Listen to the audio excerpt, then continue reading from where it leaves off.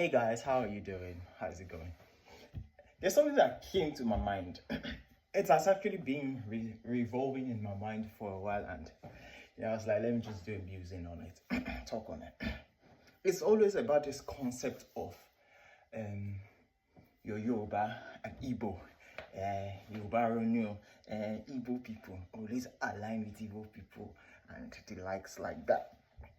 When I had my daughter, Tinuke, people were like, why would you give your daughter a Yoruba name? Why? Even till today, I get it.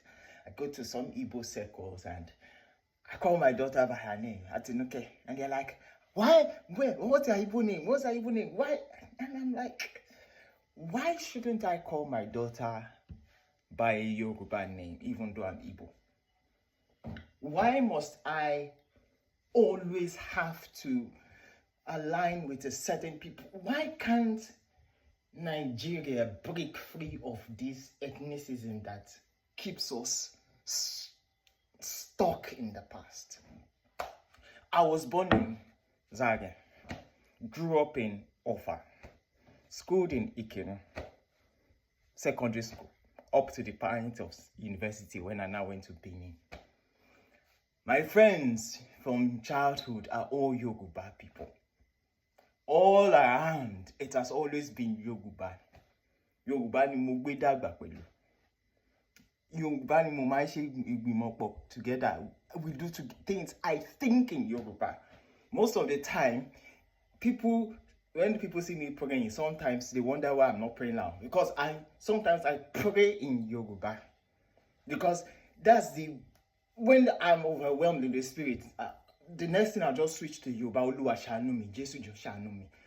Because that's the way I think. That's the way I think. Why must you alienate me and call me, you're stupid? Sometimes they say, you don't have sense because you're not aligning with your Igbo people. I'm like, why? Okay. Those of you who are aligning with your Igbo people, those of you who are strictly Yoruba people, what has that done for your region? What has that done for your region? Nigeria is still the poverty capital of the world.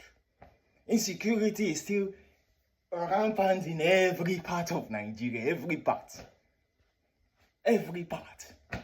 And you know one of the things that is so annoying about this thing here is that when you say, okay, I want to do this Igbo thing. Okay, let me try and force myself and align and do Igbo thing.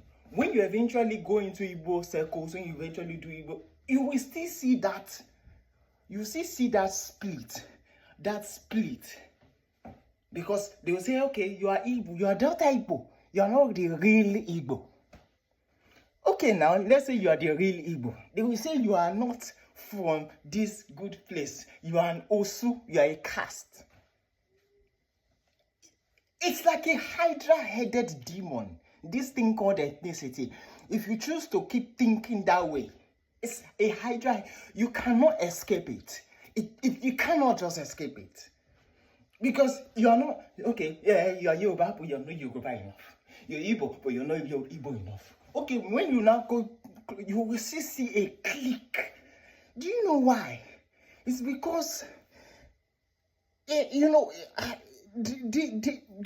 people always try to protect certain resources.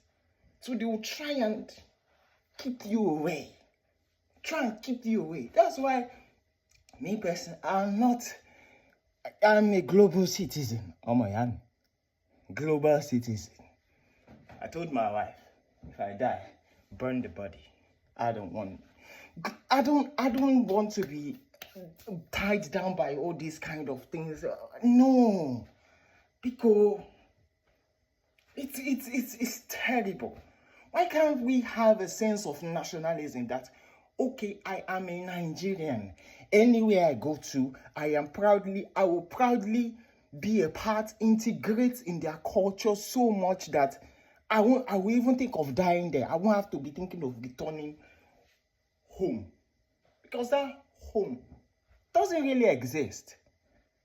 When you go back to that home, yeah, they will still remind you that you are not a part of certain organizations or part of certain this thing. Like that. I don't understand. I thank God for the people in Ibadan. Ibadan people. I thank God for Ibadan because Ibadan people, they are the welcoming people, welcoming.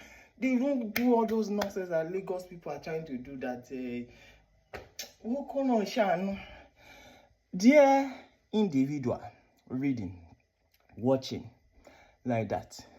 If he vex you, go hug transformer. You understand? No, don't hug transformer. The Lord be with you. But please, let's rise above this nation, this ethnicism, ethnic tribal, this thing. Let's rise above it. Rise above it. Rise above it. It has not done anything good for the country. Any country it doesn't do anything good. It just splits us much more, creates tribal divide. And do you know who enjoys it the most? The politicians. Yes, they will play you against each other. Play you.